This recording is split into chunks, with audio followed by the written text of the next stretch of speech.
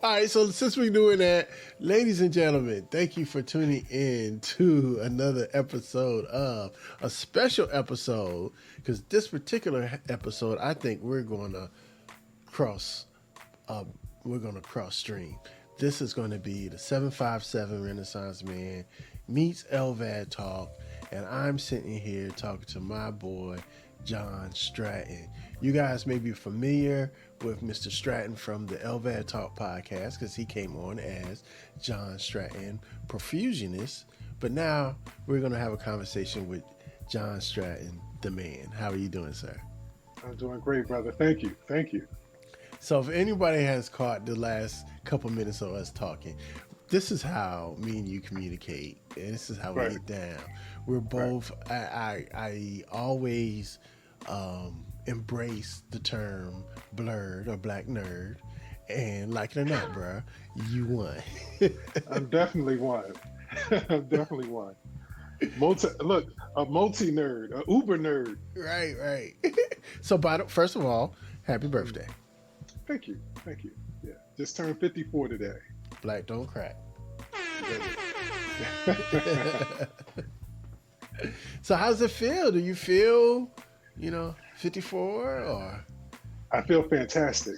I've been doing a lot of self-fixing, physically, been working out, got a personal trainer, changed my diet, made some changes in my life. I'm more interested in being more relaxed. I got a very intense job, and it's getting to the point now where I just need to, level things out, not work quite as much.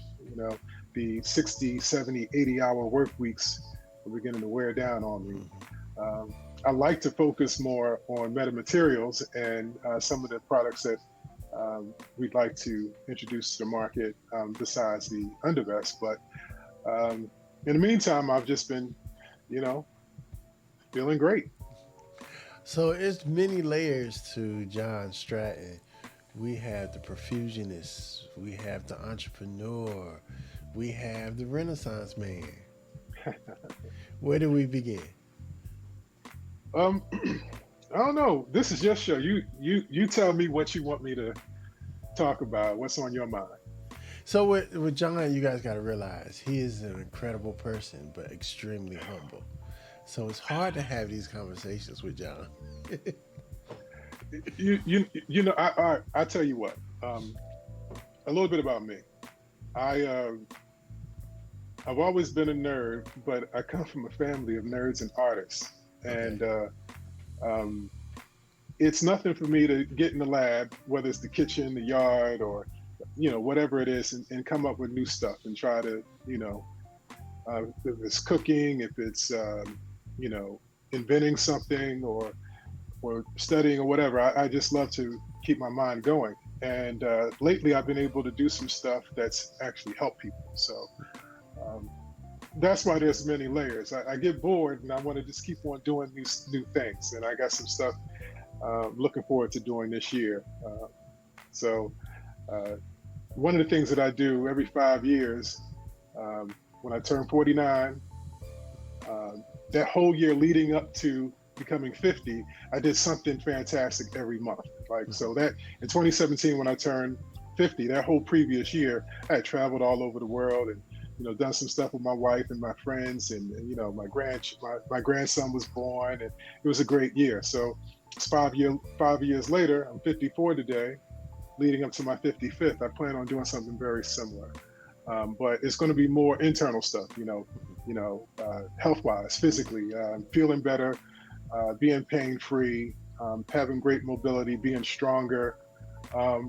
And of course, with me, the mental and spiritual aspects are always involved. So this is the year of me. Nice. Yeah. John is one of those friends. You are one of those friends that you keep me on my toes. because I turn around, I'm like, oh shoot, John is brewing beer now. So now I gotta oh shoot, John is traveling now. Now we gotta go somewhere. Well, that's what it's all about. But the Growing later, up, John then pulled out the grill. So here we go. but I mean, isn't it fun though? I'm saying, and I'm inspired by a lot of my friends and people that I run into. They do interesting things, and it's like, hey, I want to try that too. And sometimes, you know, things stick. The whole home brewing thing, that was a lot of fun when I was doing it. But I was doing it before we had all these breweries popping up everywhere. Right, right, yeah. Mm. But that's part of being a Renaissance man because you were ahead of your time.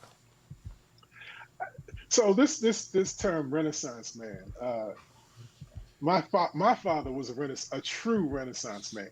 Okay. When he was around because he was, and I think, you know, it's difficult to be one in today's society because technology has just gone in all kinds of different directions. It's very difficult to grasp everything that's happening nowadays with all of the tech going on. Um, and then uh, but I appreciate the sentiment. I appreciate the compliment. Now, I don't think being a Renaissance man is dead. I just think it's one of those things that you gotta try to casually do. Yeah, yeah, yeah, Because if you're yeah. It's trying too just hard, then you're not really a Renaissance man. It has well, to yeah, kind of and be. it's just it's natural curiosity. Hmm. You can't know a lot of stuff unless you're interested in a lot of stuff, Hmm. right? Exactly. So it becomes casual because it is casual because you're just a curious person and you just want to find out, and then you when you are interested in things, you actually retain the information. I think the So difference I, from a regular man though and a Renaissance man is a regular man will let you tell him about it. A Renaissance man is going to find out for himself.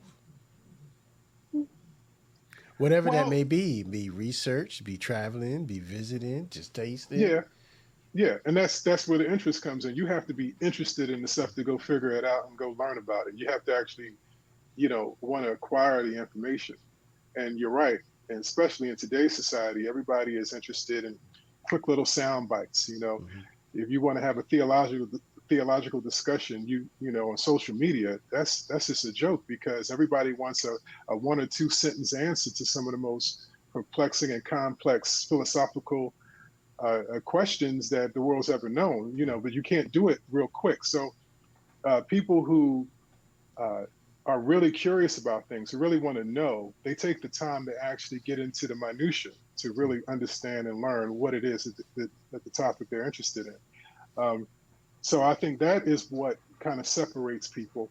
And it's basically exactly the same thing what you just said. That's the person who is a Renaissance person is not just uh, satisfied with being told something, Hmm. right? He or she wants to know, well, who's the source? Well, what was their, well, why did they do it? Did they do their experiment the right way? I mean, are they paying for it because they're trying to convince you to buy some product from them or something like that? So, uh, yeah, I agree with you. Yeah, man. So okay, we could talk about so many subjects. Yeah, I'm going to yeah. try to keep it on track, and one of the reasons I invited you here is I wanted, especially for my LVAD community, John is doing a lot of good works to help it so we can be more comfortable and live our lives more like quote unquote regular people. Even though everybody knows this, LVAD ain't never stopped me. But John has started a company called Medimaterials, and true transparency. Um, During my adventures with the LVAD, me and John have sparked a friendship, and a lot of times I help test some of his products. So we got to say Mhm. that so people know up front we Oh ain't yeah, trying to well, scam nobody. that's the beauty of it. When when we began the LVAD program at Norfolk General Hospital, at the Heart Hospital, there was a commitment uh, for the cardiac program to do that first year to do 50 LVADs. And at the time, it was only perfusionists who knew anything about these kind of devices. So none of the nurses throughout the hospital or anybody knew what was going on. And it took several years before the emergency department, the advanced heart failure department, and all the nurses in the different ICUs became familiar with LVAD patients and their equipment. But prior to that, it was all us, and there were only 8 or 9 of us, and we had to, we knew all of our LVAD patients. You were one of them, of course, and if you had to go to the emergency room, they called us. We had to get up and meet you in the emergency room. If you came to the clinic, they called us. We had to go to the clinic and interrogate your devices. And back then, we got to know all of you. You were our friends. We saw you every day. you know, and one of the things early on that bothered me was that the equipment that came with the device was pretty uncomfortable. You had that LVAD bag, which I hate. Or you had the little uncomfortable vest that you would put your equipment in, little holster. Which I And so, never ever used. so if you remember, I used to always encourage our LVAD patients to go on online because I found some other people that made some, who were LVAD patients who made little shirts and whatever. That seemed one guy had a leather vest. This lady Bosco. Right. I used to always send people to her because she would make a vest with pockets in it for I people remember. to carry the Yeah. equipment. So my so-called competition now, I used to send everybody to them because the whole point was to have my patients feel more comfortable. Um, but what happened, we began to have a string of driveline fractures with an old Thortec, the one that you have. Mhm. And the drive lines would get frayed, and if they really got damaged, we would have to do a whole reoperation. Take out the old device, put in a new device, and people were being readmitted and in the hospital for weeks, recuperating. So I came up with the driveline protector. Um, it was very good. It worked well, but for some reason, it didn't really take off. People didn't see the value of it. We had a patient whose drive line got caught in the car door. They slammed the car door on the drive line, and the person passed away. We had another guy who one of our patients who was in his recliner, and his drive line got caught in the hinge of the chair, and when he sat up, it partially severed the drive line. For those who don't know, the drive line is like the power cord that comes out of the body to power the device that's been installed in the heart.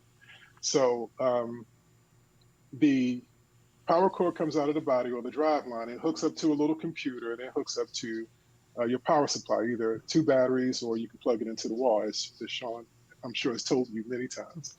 Um, so the driveline protector did a great job of protecting people's driveline. So how we started. Then the idea for the undervest, I just wanted people to be hands-free. I was called into the emergency room, and the patient at the time was complaining that when he goes out, he has to go to the bathroom out. There's no way to put the bag. He has to. He said, at home I have a hook that I can just Right. hook it up to the wall. And then a When lot I of want to us, sit at. the drive line is too short, and of course you don't want to put it on the floor because it's a Exactly, bathroom floor. exactly. So I started thinking. Had another young man come in. And you know all of these patients. Another young man came in the emergency room, got up in the middle of the night the next night. He was a young guy. He was sleeping, and he turned in the bed, and his bag and the drive line went in the other direction, and his pump stopped. Mhm. And of course, it started alarming and everything. He came to the emergency room. When I got there, he was in complete terror. He was afraid he was going to die. And, I said, we got to do something about this. So the idea of the shirt came about to help people be hands free, right? So you can just move around without worrying about the bag, to evenly distribute the weight of the equipment. So, because after a while, and you have that bag on year after year, it kind of weighs you down to some degree. Yeah, I had a this lot of this people who had, this muscle's real strong right now. right? And then the other thing was, being able to go to the bathroom, like, Mhm, just pull your pants down, you go to the bathroom. Um, Sleeping. So mhm. you can sleep with the undervest. We designed it specifically so that you don't need the batteries or that bag in the bed with you. You can just have your controller in the pocket here, and the patient cable that goes um, to the transformer or to the power pack is 6 feet long. It just comes out of one of well, you have it on now, but it comes out of one of the openings in the Velcro. Yeah. So you can sleep in either direction. It's no trouble. You And don't have to so worry about that's your wires getting tangled. the two. So everybody, I want y'all to see what he's talking about. I am wearing an undervest right now, My and it man. separates into two sections where there's a pocket. So I put this lens on for you today. There's a pocket for my controller, and it's Cool. separated. And then your wires go into this part, and then there's a pocket for my batteries. And you put one battery on each side, and it distributes your weight a lot evenly. It just makes it not as awkward throughout the day. Um, the two main uses I use it for, going to the gym, because it's a whole lot easier to work out. You don't have to worry about your drive line catching on anything. Everything's it's hard to do any kind of working out with one side heavier than the Right, other. right, So right. it gets all that together.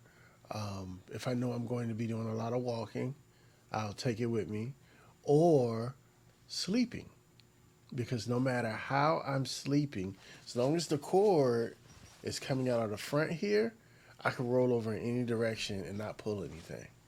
Hmm. Now you notice, Sean, there are gaps in the Velcro on either side, so you know where the tabs are on the left Yeah, and right. yeah. So if you There's one feel up on on. it, there's a gap right Right here. there. So that gap is where, if you, depending on what side you sleep on, you can have the cord come through that gap. Hmm. Um, so it solved a lot of problems that my patients were telling.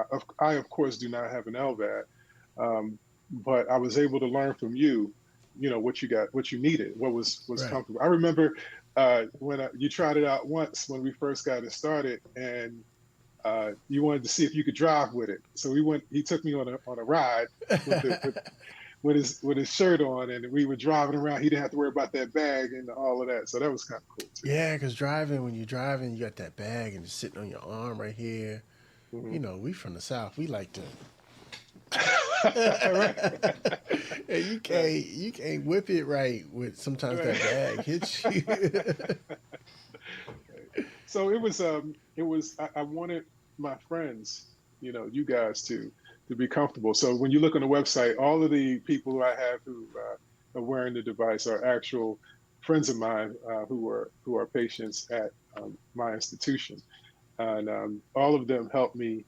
Uh, you know, like, oh yeah, so that's my buddy right there. He and his wife, well, it's not HIPAA, they're friends of mine. The Cresses, uh, they actually were very involved with the design of it. Mhm. So I would come up with one design, take it over to his house, and they say, "Okay, John, we like this, we don't like that. Do this, do that," and so we got it to where it is now. Yeah, yeah. And I love the fact that I know when you were first starting this, you came to me and asked me that I want to test it out for you. And Hmm. I just love that I have input in a product that I feel that helps so many others. Yeah, yeah. What's great about the undervest? Well, first of all, I'm blessed to even have come up with it, and to be able to actually do it, and sell it. And over the past 4 years, it's done pretty well as far as those people who actually have purchased one and use it. Um, and uh, I've gotten so many reviews and people calling me up and sending me emails telling me how it's changed their lives, and how it's helped them, and that's very gratifying. What I'd like to do, and what I'm in the process of trying to do, is to have more people in the LVAD community be aware of the undervest. And it's not cheap. It's a lot less expensive than a lot of these other um, uh, LVAD vests and shirts that are out there today. Um, but we want to get it to a point where you can go to your hospital or your third party provider and use your insurance to pay for the Mm-hmm. shirt. Mm-hmm. So that's a process that we're working on my end, and hopefully within the next uh, 6 to 7 months we'll have that in place in different parts of the country. Yeah, I really would, as a patient, I would be able to appreciate that. Like, Hmm. as an LVAD patient, and those who are LVAD patients know that all of this comes with equipment. Hmm. And if I were able to start my LVAD journey out with the vest, then that would help, and I think that would help a lot of people because it's a big thing when you're put to the position of knowing you need something like an LVAD. One of the Hmm. first things that comes to you is, am I going to have the same quality of life? Right, you know right. and this vest helps me with, yes, it makes my little midsection look a little bit bigger, Mhm. but that's something me personally I need to work on anyway. But what it gives you, the freedom that it gives you, it was like, so when I had my surgery I had to get used Mhm. to what my new normal was, Mhm. and at that time Right, my new normal was rocking the bag. And then right. when you showed me this, I saw that my normal could be a little bit different. Hmm. Hmm. You know, And that I'm was the not whole one. point. Yeah, and then some people, I wasn't one, but some people are. Well, no, I'm lying. Let me take that back. I was a little bit subconscious about the bag Hmm. until I figured out, different ways of freaking and getting other bags or whatever, Right, which is a right, whole right, journey, right, which right, didn't have to be what it needed to be if I would have had right, this from the beginning. right. So the interesting thing about that is at at our institution, we were in the process of making it available to all of you at Centera, and it was championed by one of our cardiothoracic surgeons. All the nurses that you may know, um, they all wanted it. It was going through the process, and then somebody said, "Oh, well, he works for Centera. We can't buy anything from him because it's a conflict of interest," Uh, which is ridiculous. right, If right. if I had the cure for cancer, you mean our patients couldn't get the cure for cancer because I work here? I mean, it was really a silly argument. Um, I haven't fought them on it because um, I need to be able to uh, continue to do what I'm doing Mhm. without wasting time with them.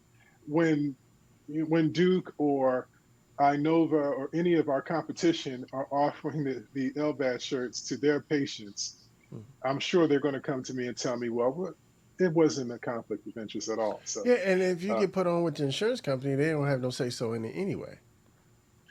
so the way that would work is a lot of the equipment that um, you would order, like if we would order new batteries for you or anything like that, if you have Medicare, then we would supply that equipment, right?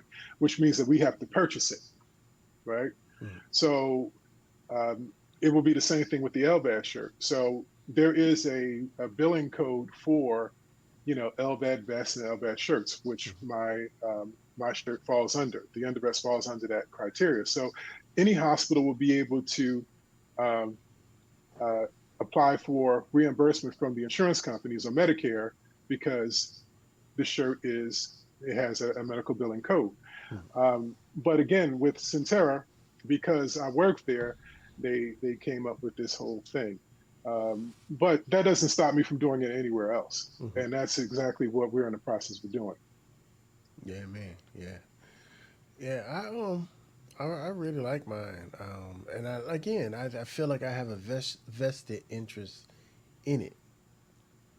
Yeah, yeah, yeah. Listen, um, I you know, we're not going to become millionaires with this, right? That was never the purpose. Of course, we want to make money and we want the business to pay for itself. It's getting to the point where it's paying for itself, which Mhm. is great, and I'm no longer coming out of my pocket to pay for everything as often, which is very good.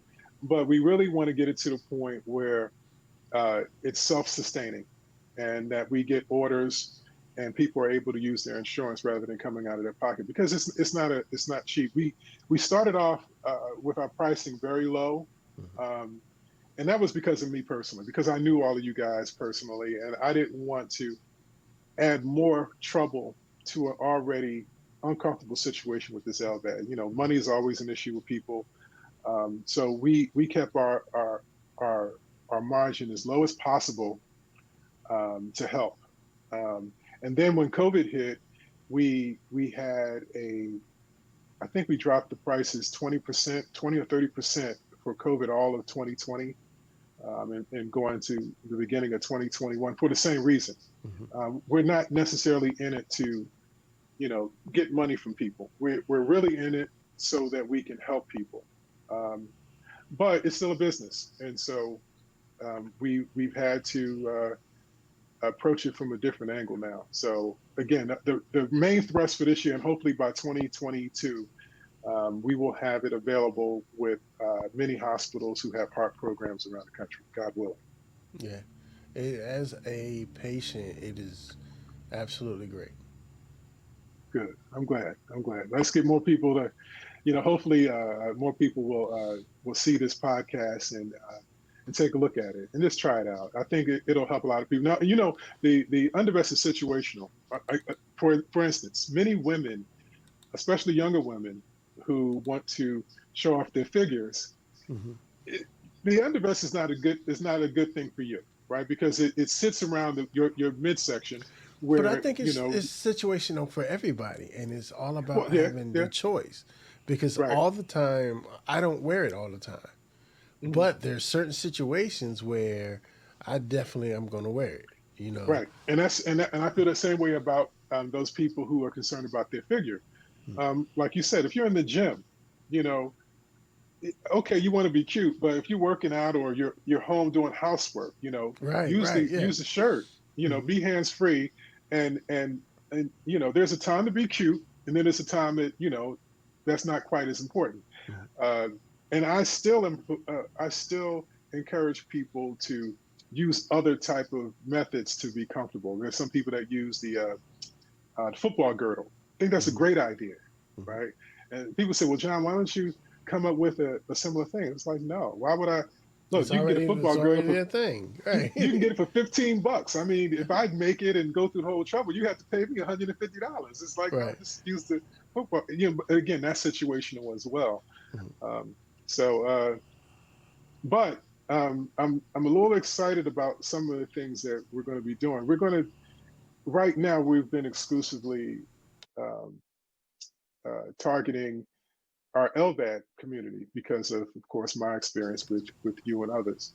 Right. But we're going to go into the whole wellness industry with CBD and other products that will, I think, help people's quality of life. I'm Mhm. interested in the LVAD community's quality of life. That's the whole point of the driveline protector and the undervest. But I'm also interested in all of us having an improved quality of life, being more pain free. I've been using CBD for the past couple of years, and I can tell you it's made a difference. Mhm. I'm an old man with my normal inflammation and aches and pains and arthritis and everything. But there are lifestyle changes. There are products out there. There are natural products that can help you feel better, look better, and live longer. And particularly with the LVAC community, with all of the different medications you guys have to take and all the different, just having an LVAC. I mean, you can tell people better than me the level of like worry that's always on you because of the LVAD, and being free from having to, deal with extra things to make your life difficult. So Mhm. we're going to get into uh, providing more products that will help improve your quality of life. Yes. And I'm excited to see it come. I'm very Mm, excited to see it come. My I think it's funny that like my kids, like my son, he's 10, mm, so he's in that little in between where I kind of want to be a kid, kind of want to be a teenager age, right? right. Right. but he watches himself. If he sees and looks around and sees that I have my vest on, he won't try me as much as he will. He knows I'm just a little bit more mobile. Right. Right. That's funny. And so it's That's small funny. little things like that Hmm. that definitely Hmm. make the undervest worth it. Yeah, that's good. It's good to hear. It's Yeah, good to man. hear. It's all look. It's always gratifying to hear people tell me how it helps them because that was really the goal, and I'm always happy to hear that. That's cool. So what we're Even gonna little things have like to that. do, we're gonna Uh, have to get you to give us an undervest, and one of my upcoming lives, we will mhm. give it to LVAD patient. You Right. down? So, all right. I'll tell you what. We can do that. Um, I might sweeten it and make it a couple. Okay, Why not? let's do it. Yeah. Yeah. And while we do, Anytime you want. and, look, and while we at it, I could take another one. That's a bet. I got could you covered. never have too many. That's right. That's right. That's right. So, speaking to that, I did want to say something. I already mentioned how I used to, send people to other LVAD shirt companies or people that are doing it. Let me tell you why. The main reason why I kind of would advise people to look at the undervest more is because of what we had in mind with it. A lot of these shirts are just shirts that have pockets sewn in, and you just you put the stuff in. So all of your wires are still exposed. They can still get snagged on and things like that. And some people are comfortable with that. I totally get it. But with the undervest, everything that you load the undervest from the inside, so all of your wires and everything are inside. Now, one of the things that people are having trouble with, and is driveline infections. Mm-hmm. You got a wire coming out of your body, and at that point, it's very susceptible to infection. So uh, the idea is that if the wire and your drive line are close to your body, it moves with your body. So there's no pulling on the drive line wound site. Mm-hmm. And that way you can minimize the amount of drive line infections um, overall. But for the individual, you can reduce the risk of receiving a drive line infection because all of the wires are moving with your body. Mm-hmm. Um, a lot of these other shirts, they load from the outside. So the drive line is coming up from under the shirt and then into pockets on the outside. Mm-hmm. With the undervest, as you can see, all of your wires are inside. Now that was a big deal because people have to use, and all of your LVAD people know this. A lot of them have to use the Foley anchors or Mm-hmm. these adhesive tape I anchors. have one on now. Right. No, you don't need it. Mm-hmm. Take it off Okay. because all of your equipment is secured in the pouch. So even though they're in each individual pocket, all of those pockets are in a bigger, larger pouch. So even if they came out of the pockets, it would fall into the pouch and not hit the floor, and it still would never pull on your wound site. Mm-hmm. So you don't need those anchors Which anymore. a lot of people don't realize if you have a pull on your wound site, that can lead to infection. That's right. I That's know right. it's happened to me more than once, Uh-huh. and it's just been a hard, a mindless little pull, but Right. you'll feel it, and Oh you'll yeah. snag, Yeah. and yeah, it will lead to infection, and then now you Hmm. got antibiotics. It doesn't feel good. It stinks. Hmm. You don't want Yeah. to go down that Yeah. road. No, you do not. And so, and for a lot of people, you're rare because with a lot of people, that adhesive tape, it irritates the skin and to Well, the point where okay, it so tears it did skin. at one time, and that's why I Uh, stopped wearing it, and that's how mhm. I got the pull. But at the same time, I wasn't wearing my vest, so yeah, there you So have the it. moral of the story is wear your vest and don't use the anchors anymore. Exactly.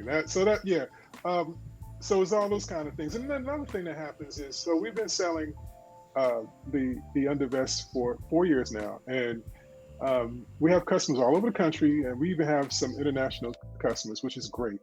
Um, but a lot of people don't know how to load it. So I'm glad you showed the page where it demonstrates how to load the undervest. That is on the website. So anyone who's interested in ordering it, on that same page where you're picking out the shirt that you want, the size that you want, there's another little blurb that says something to the effect how to load the undervest. You can click that, and it's a PDF that shows you step by step how to load the undervest. And it works for any LVAD, whether you have the HeartMate 2 or 3 or the HeartWear device. Even the Jarvik, I had a patient who had a Jarvik LVAD. They actually use it as well. There you go. Yeah. It takes like one good time to learn how to put it on, and then you're good to go. Mm-hmm. And again, yeah, this whole And again, front piece right here, it does a lot. So there's a real thing about driveline trauma, not meaning the injury, driveline trauma to the brain. Because there's a certain cabinet in my house that I still to this day won't walk past because it snagged me up real good one time. Yeah. So this goes a lot towards your just being secure during the day, your peace of mind. Right. And when you're always worried about, when you're always worried about, so you guys were coming to the clinics years ago, and I could see the stress. You know, some of my patients, well, you're always a cool customer, but there were many who, you know, they were just, you know, constantly stressed out because of, you know, what was going on in their lives. And I used to really feel bad. And so this is just my little attempt to, you know, help de-stress your life. Yeah, I got a friend, SJ, she's in California. I'm really scared what she would do if she had one of these because she's like trying to jump out of planes and everything. You should. Look, that's what life is about, man. You need go ahead, jump out that plane. You know, one of our LVADers did that. You know, around the same time that you got yours, he's a Navy guy, young guy, and he sent us a picture. If you go to the clinic, you ask them if they show you the picture, but he sent us a picture with him, you know, jumping out of the plane, and he got the guy on his back, you know, and he's smiling and grinning, you know, falling out of space. And he did that right after he got his LVAD. Wow. Yeah. Yeah. Go ahead, man. Do whatever. Nah, I keep these feet on the ground and out of the water for right now. I hear you. John, I want to thank you for coming through and having this conversation with me. Again, this is going to be cross-played on both of the platforms. You'll be able to hear this conversation and watch on LVADtalk.com and the 757renaissanceman.com. Both platforms, you're welcome to come by, leave us a message, tell us what you want to hear, tell us what you didn't like, tell us what you did like, leave us a voicemail, and click that little buy me a coffee icon on the bottom and help with production and letting us bring this content to you. John, I'm buy you some coffee. Yeah, buy me some coffee. Buy me a vest. Thanks for having me, brother. No problem, man. Ladies and gentlemen, thank you for tuning in to LVAD Talk and the 757 Renaissance Man. I'm Sean. That's John. My dog is snoring, and we are out. Peace. Peace.